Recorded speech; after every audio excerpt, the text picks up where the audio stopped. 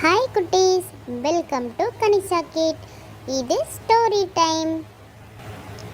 ஒரு காட்டுக்குள்ள ஒரு அழகான முயலும் ஆமையும் நண்பர்களாக வாழ்ந்துட்டு வராங்க.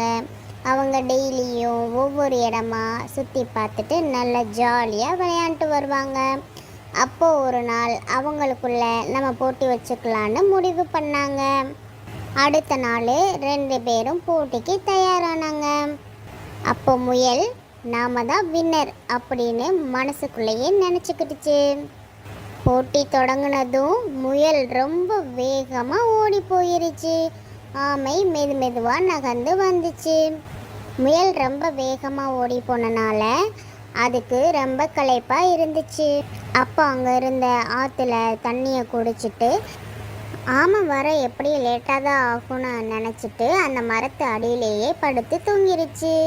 அப்போ கொஞ்ச நேரத்திலேயே ஆமை மெதுவாக நகர்ந்து வந்து அந்த போட்டியிலையும் அந்த எல்லையை கடந்து வின் பண்ணிருச்சு.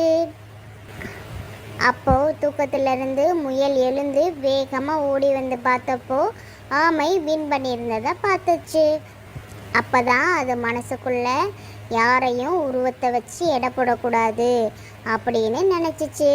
அன்னையிலிருந்து அவங்க இன்னும் நல்ல நண்பர்களாக ஆனாங்க. என்ன குட்டீஸ், இன்னைக்கு இந்த கதை பிடிச்சிருந்துச்சா? பிடிச்சிருந்தா லைக் பண்ணுங்கள், ஷேர் பண்ணுங்கள், சப்ஸ்கிரைப் பண்ணுங்கள்.